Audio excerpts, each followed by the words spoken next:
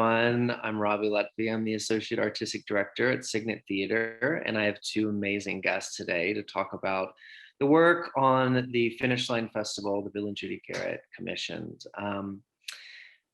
Right here, I have Kelko Green, the playwright, who you may know, who played Connie in The Great Leap at Cygnet as an actor. She is an incredible playwright, and she is the writer of Sharon. She is a core member at ACT Theater and a former member of the Seattle Repertory Theater's writers groups. Her plays have been developed and produced at ACT Theater, the Kennedy Center, the National New Play Network, Seattle Repertory Theater, Playwrights Realms, and Actors Express. Honors include the Gregory Award for Outstanding New Play, the Amy Award, and as an actor, she has performed at the Denver Center for Performing Arts, the Seattle Repertory Theater, ACT Theater, the National Asian American Theater Company, among others. She also has a show at the Eugene O'Neill Theater Center Festival this summer. Welcome, Kelko Green. Thank you. Thank you for having me. And now we have the director, who we also know as a playwright in last year's festival, Jessica Kubzansky. She is a champion of innovative and artistic excellence. And as such, she was invited to be one of the founding artistic directors of the Boston Court Pasadena, creating a mission and vision for the company that produces risky, adventurous new work coupled with intimate artistic excellence. She is known as a play whisperer for her ability to dramaturg new plays, breathe powerful life into classic adaptations, and create exciting new takes on old classics. She nurtures innovative approaches to classic music, as well as urging musicians and composers to innovate their own practices. She has directed at theaters across the country and teaches graduate playwrights and directors at UCLA. She also holds an award from the Los Angeles Drama Critics Circle's Margaret Harford Award for Sustained Excellence in Theater. She is also a playwright that has a play in Santa Cruz this summer. She was just telling me about. Welcome, Jessica Kubzansky. Thank you, Robby. It's so great to be here. Lovely seeing both of you, my dear friends. I want to first talk about the origin story of your relationship, this collaboration. This collaboration? Between Kelko and Jessica. The whole history of it. Uh-huh. Yes. Well, I guess I'll start by saying I had the privilege of directing a play called Stupid Fucking Bird by Aaron Posner. It was actually at ACT in Seattle, which is actually a place where Kelko is a core member. And I held auditions, and I thought Kelko was amazing, and I cast her to play Mosh in that play. If you know that play, it's the Masha character from The Seagull, basically. Why do you always wear black? I'm in mourning for my life. I'm unhappy. And Kelko did it brilliantly. And I guess the fun fact that also accompanies this origin story is that I also cast this man, this wonderful actor named MJ Sieber, to play Dev. And in the play, everyone in The Seagull is yearning after someone that they can't have. So Dev is yearning after Mosh, who's yearning after Khan, who's yearning after Nina, who's, but that yearning ended up translating into real life. And so Kelko and MJ, as a result of me casting them in that play, became a couple. And I'll let Kelko pick it up from there. Yes, we a little bit fell in love, and and we got engaged a year after, and then we asked Jessica to officiate our wedding. So Jessica flew back in from LA to the Seattle area. We actually got married, if you're a fan of Twin Peaks at all, we got married where the log is, where Laura Palmer washes ashore in the first episode of Twin Peaks. All of our wedding photos are in front of that creepy log. They're beautiful. But yeah, Jessica officiated our wedding. So she's just kind of been an invaluable part of our lives since then. So yeah, and the collaboration, I mean, I just want to say it is such a gift to be on the call with these people, because we've had the privilege of having Robby Lutfy direct at Boston Court. When Robby and Cygnet were kind enough to actually offer me time, space and time to develop my Measure Still for Measure project, I said, well, could I work with Kelko Green, who I know is right there, and actually MJ, as it happens, were both in that workshop, which was incredibly invaluable. I just want to shout out what a gift the Finish Line Festival is.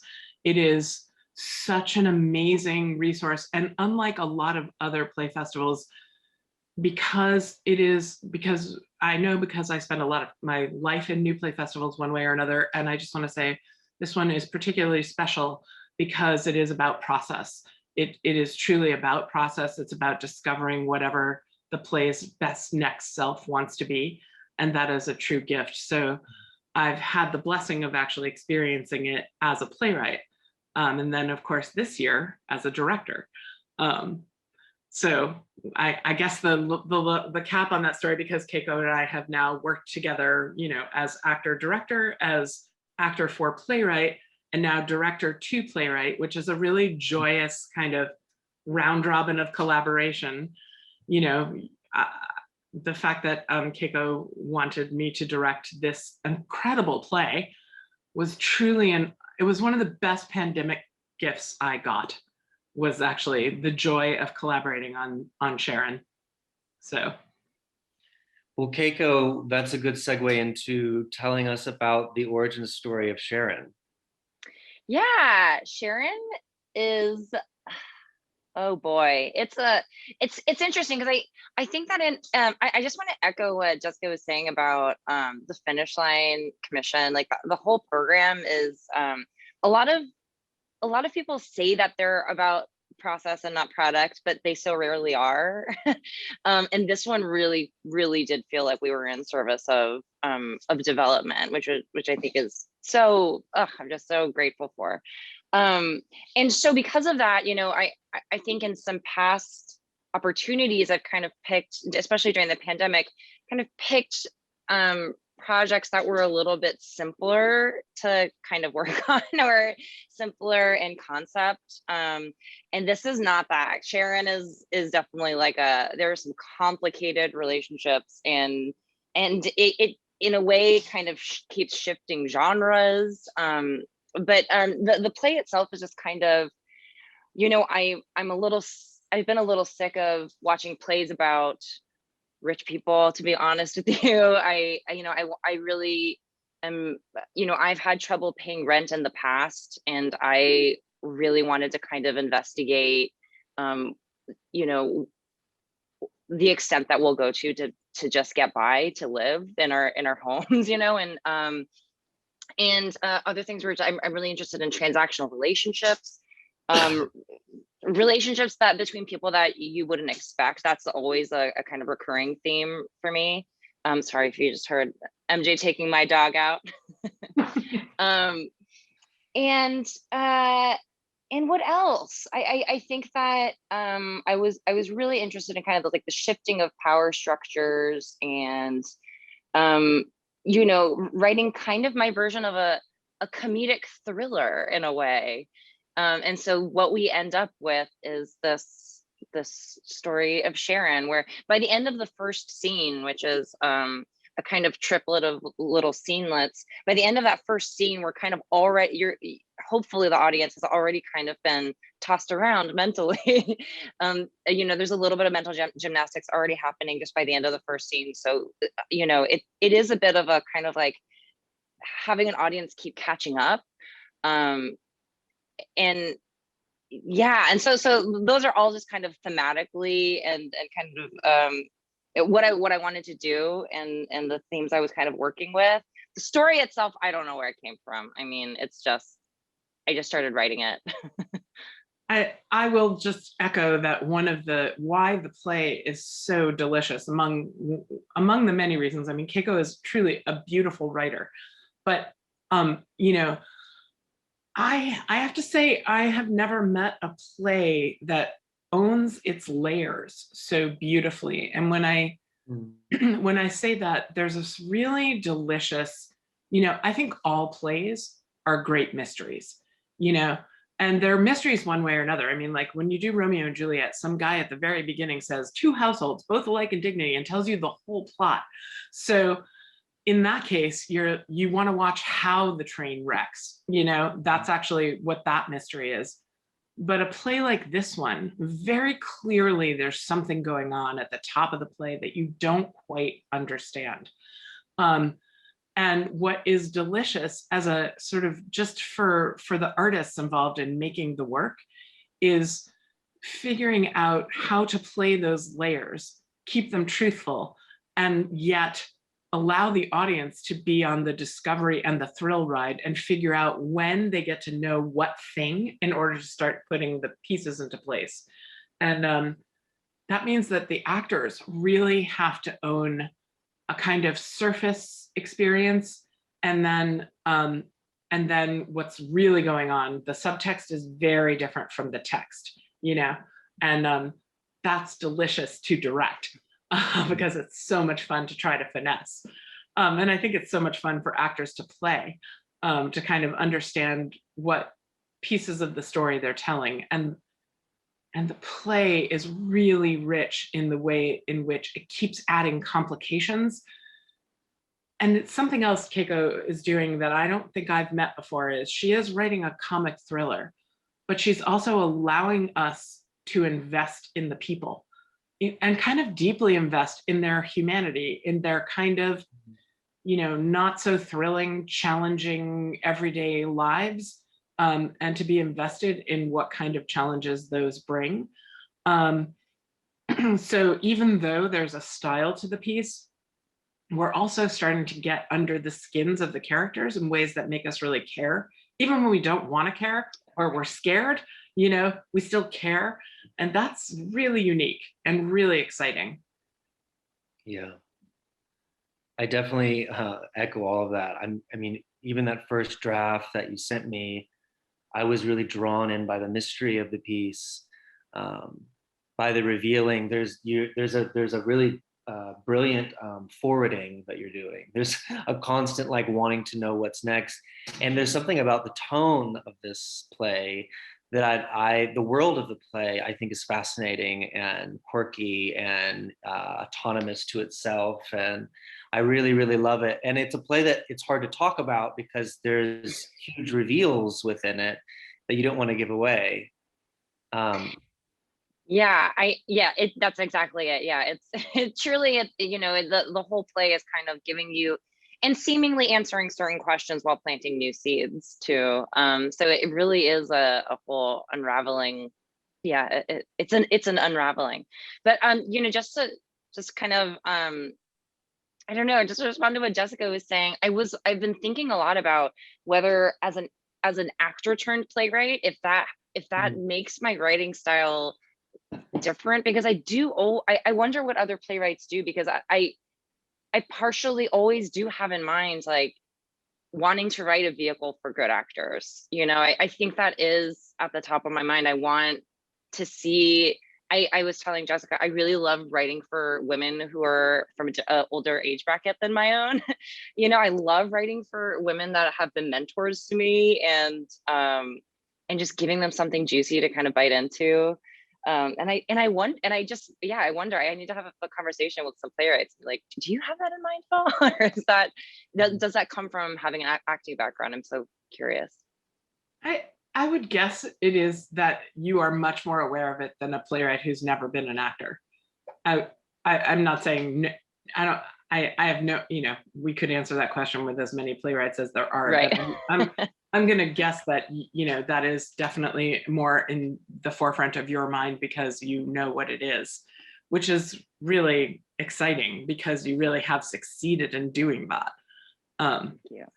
And I will say, one of the things that has been incredibly exciting about our prior week is that it really was some true discovery time, where questions that actors were asking in the Zoom room, you know, this is the pandemic equivalent of sitting around a table for a week, but questions that actors were asking in the Zoom room, or kind of things that we were asking just one of the things I like to do when I'm working on a new play is sort of give the playwright the experience of hearing people talk about the play as if the playwright's not there and not available to answer all the questions, because I think there's some real value in understanding what if you didn't have access to the playwright, what you're getting from the page, you know.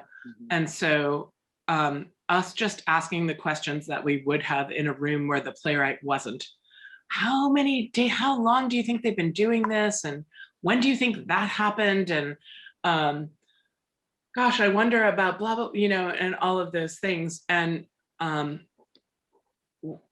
think it was really exciting to sort of be in that conversation with Keiko, by the way, who did, of course, speak when she wanted to, but also for her to kind of hear those questions. And then we also had a really wonderful dramaturg on in our week. Gavin Rube was our dramaturg. Did I say his name? His last name? I think it's Reeb. Reeb. Thank you. Yes, it's spelled like Rube. Yeah. Yes. Yeah. Gavin, the dramaturg, was, and that was also something that was really exciting, having Gavin's brain in the room as well. Because it meant that Keiko and Gavin were kind of noodling on some deeper questions while me and the actors were kind of asking some of the basic questions that we needed to ask in order to kind of make the play. And so that's another rich gift that the Finish Line Festival gave us, was to have both of the those resources in the room, in the Zoom room. And I will just say there's some fascinating things I think we have all decided to figure out how to accomplish in the pandemic. Ordinarily in a rehearsal room, you're sitting next to the playwright and the dramaturg and everyone's like writing little notes on a pad. And the equivalent of that in the pandemic times is to have a Slack channel open and type on a Slack channel while you're in the Zoom room. And that's been a fascinating kind of pandemic accommodation, you know? Yeah, and I actually think that was more successful than a lot of in-person workshops I've had, where we kind of can't have that conversation. You know, we can't have such a rich conversation as rehearsals are going on a little notepad. So yeah, there were certainly elements I think that actually were even more helpful to me because it was virtual, which is, I kind of hate saying, but it's true. I mean, listen, I think none of us would want to see this play only virtually in the future. It really wants to be live and in person on a stage.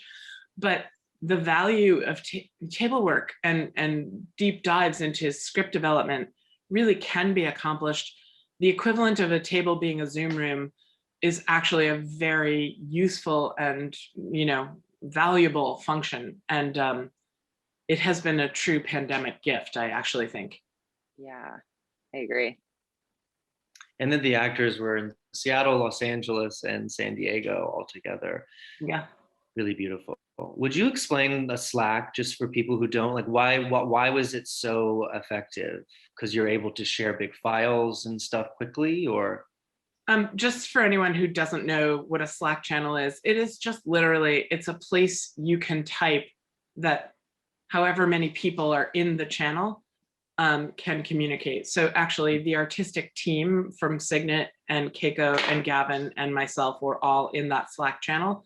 So it is literally a place you can type on your own computer or a different computer if you have, you know, whatever your pandemic setup is, that allows you to be talking in real time while the rehearsal is going on. So that's just the pragmatic thing. It's basically a channel where people can type to each other. Yeah, and usually, you know, I think that when we're in person, you kind of have to pick and choose or kind of shorten what you're saying. I mean, that's really, I think the difference is that with the Slack channel open, we're able to kind of, Gavin's able to mention every little thing. You know, oh, you did this again, just so you know, oh, I'm tracking this. And I can say, oh, this is actually a huge question that's not really getting answered, is it? And then can get responses in real time versus holding on to that question and after a rehearsal, after 3 hours asking, hey, did that question get answered? And people wondering, oh, I don't remember, kind of having to reflect back versus, Right.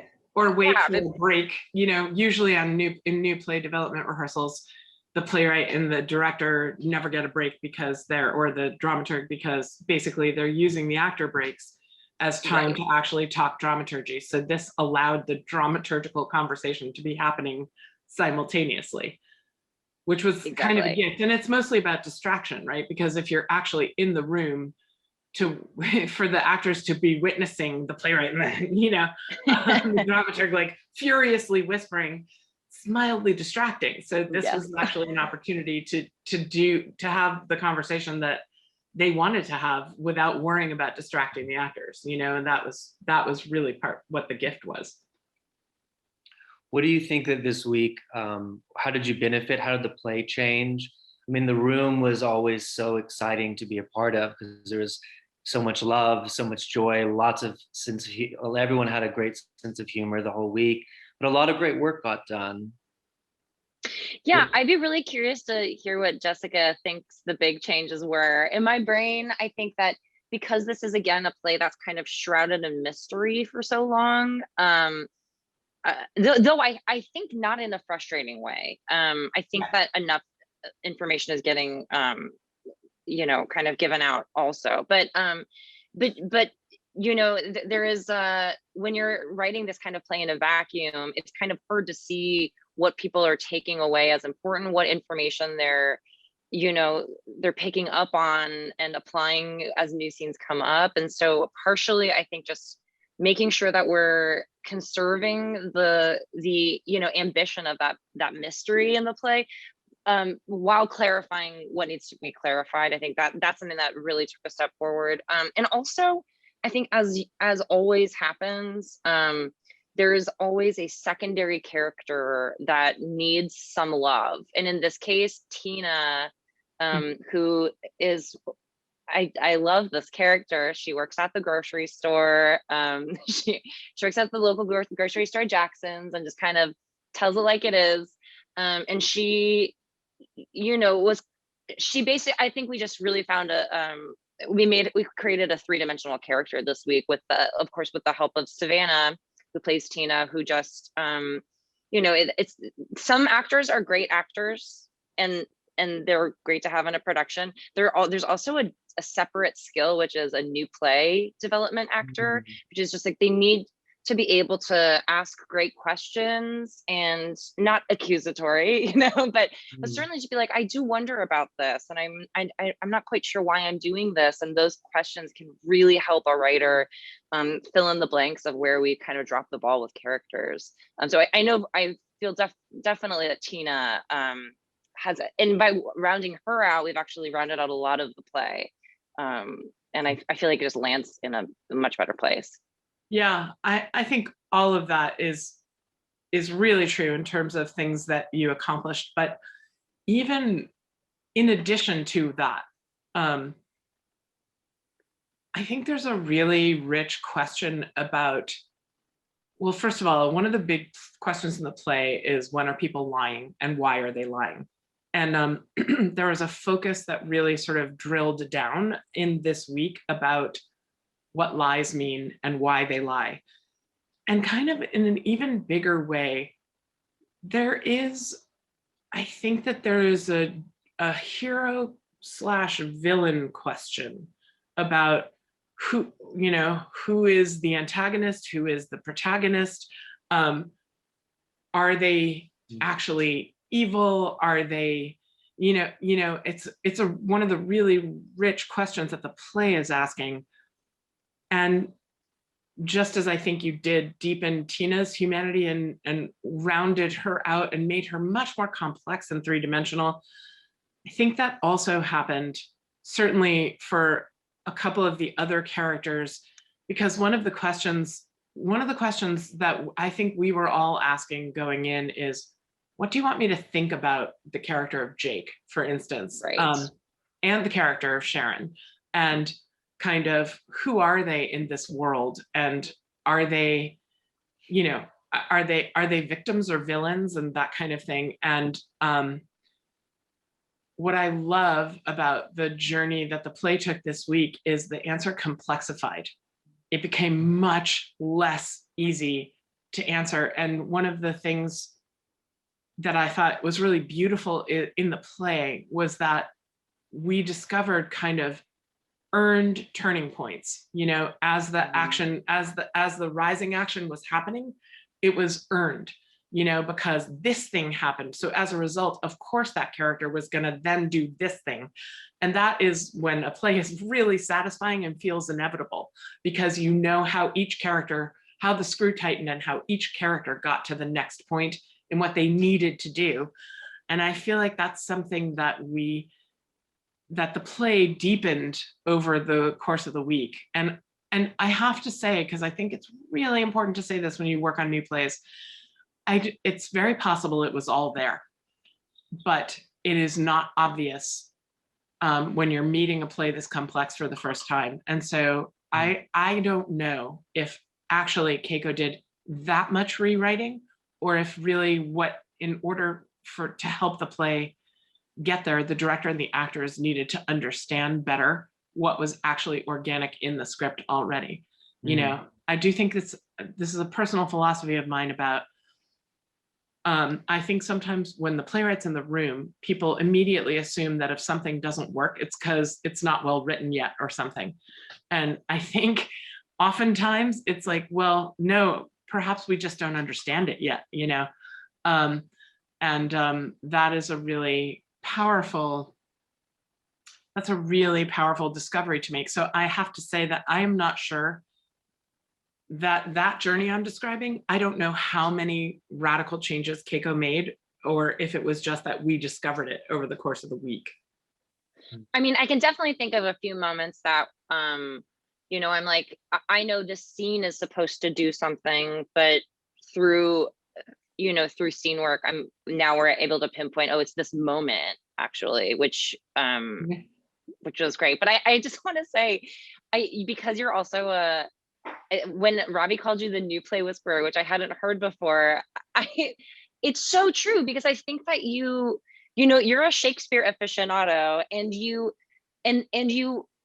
put that same level of text analysis into new plays, which is so valuable for a playwright. And I think pretty rare for, at least for me, it's pretty rare to meet a director that's kind of really going to dig in and try to find those moments, you know, and that way, when at the end of the day, when you're like, I do actually have questions about this and this and this, because I pushed it, but I couldn't actually find it. I know that we tried our best, and that is actually a moment that needs some attention, you know, and it's so valuable. Thank you so much. Thank you, Keiko. That's so beautiful. I try to treat Shakespeare like new plays and new plays like Shakespeare. I actually think that's just a way, like, in terms of Shakespeare, you don't just because 14 people have done this way, you know, doesn't mean that's read the play as if it's new to you, and don't assume that Hamlet is incestuously in love with his mother, and, you know, because 14 people did it that way doesn't mean that's what the text is necessarily telling you, you know. But I will say, I do recall that there was one kind of significant event toward the end of the play that we reordered slightly. Yes. And I think that I just think, yes, in terms of when something got revealed, which I think helped the play earn its ending even a little more. And that was something we could never have figured out without being in rehearsal and saying, right, why does the play feel like it goes on a long time after this important reveal? And it was sort of about moving the reveal even a little later. Yeah, I mean, the play, you know, I think it's okay to talk about this. The play has, you know, scenes of varying lengths, and then it ends in this 40-page dinner scene, which is it's just a beast. Yeah. And so for that 40-page scene to hit right, we need it. It was absolutely right. Just by moving this one piece earlier, like the musicality of it just made so much more sense. We were really getting to build to something in the end that, you know, and kind of, I mean, it's a roller coaster, even that dinner scene, but we were able to build up to this moment that really needs to be earned. and just a much smoother, cleaner way, and messier, I guess. Both cleaner and messier. Yeah. And of course, one always runs out of time to rehearse it and make it, as thrilling as, one envisions a full production. But it will be. Yeah. Yes. Yeah. You described that dinner scene as a farce at times. Do you think that it stayed that way, like in the rewriting of it?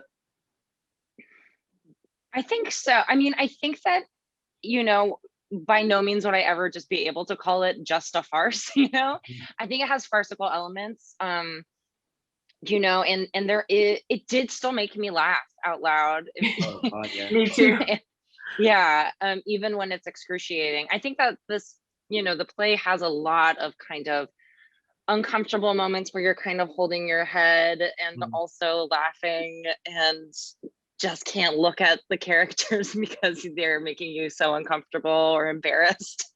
And I think that is a fun place to be in as an audience member. I think that the final scene is funny. Yeah. And excruciating.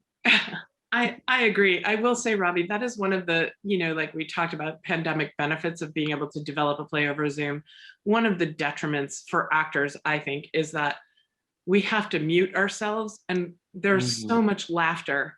I wish they could have heard how much I was laughing. Occasionally they did, because I left my microphone on in rehearsal, but not when we were, recording. They don't get the benefit of the feedback of what the audience is doing, and that, I will say, is a sacrifice in the Zoom world. But having said that, I might call it a tragic farce or something, because I love that. Yeah, because it definitely has some farcical elements, but there's a true tragedy that is also going on. And so that's what's so delicious about it, is that we're laughing and crying at the same time, Yeah, that's a beautiful way to articulate it.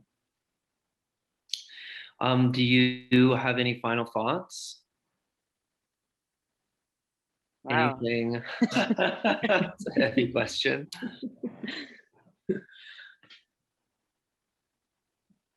Just the joy of collaborating with artists, is, it's so rich. And all the people who were in that room, Jill, who works at Cygnet, who was reading stage directions, and Keon, and there were so many really amazing, plus all those incredible actors, the gift of being able to create with a group of humans who are both good-hearted, passionate, and talented is, I think we maybe appreciate it more in the pandemic times, because it's rarer. And I just want to say that, like, the Zoom room still afforded that joy, which was really exciting. Yeah, and the play is so full of eccentric characters. There are 5 characters in it. Is that right? 5? Yeah. Mm-hmm. And even the characters that seem kind of minor, I've really put in some. I've really tried to put some care into them, and so it was really just such a joy to see them come alive with actors. I have to give a shout out to Raphael Goldstein, who I know him from undergrad. And as soon as Jessica mentioned his name, I looked up I saw his face. I was like, I know this person.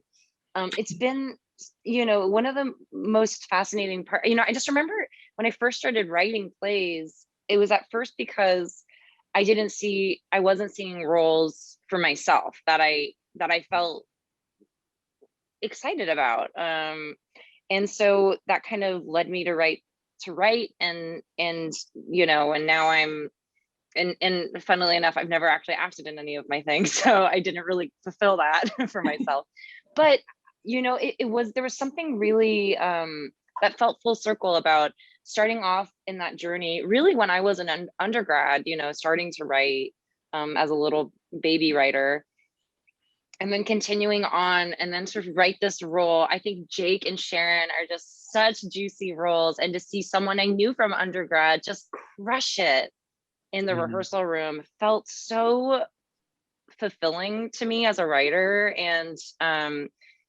you know, people ask me often, you know, does that mean you're going to quit acting? And I think as much as I do love performing too, there's just nothing like that satisfaction of writing something that you think has potential, and seeing a director and actor collaborate and find and mine every little pocket in there and bring a character alive in a way that is beyond what you anticipated. And there's just nothing more satisfying than that. And so there's not a question in there. There's just I just wanted to share that joy. Yeah. So this week was really full of, yeah, some real artistic fulfillment too. And thank you. And I want to plug you have 2 pieces that we can watch in the Wagner Festival at UCSD, correct? Yes, I have a audio play that's on wherever podcasts are available to you, UCSD Theater and Dance. Mine is called Prepared. It's in the post-apocalyptic. They're actually kind of both post-apocalyptic pieces. I wrote them in the pandemic, so sue me. One of them is about a Boy Scout troop that survives the apocalypse. It's called Prepared. And then my other piece is a kind of Adult Swim cartoon for adults kind of thing about a group of people who work at a clothing store called Flap, and bird monsters attack, and they are struggling to survive within these power structures they've created in their fight for the assistant manager position. And that's available on YouTube. You can probably just Google End Days Kelko Green. You'll find it, End Days. I also animated it, so many talents. Do you have anything that you wish I would have asked you before we part ways? Oh boy. I can also edit all this. I don't know. I feel like one way or another we kind of said all the things we could say without spoiling things, you know? Yeah, I think so. Yeah. Well, thank you both. Thank you so much for having us, Robby. Yes, thank you. What a joy.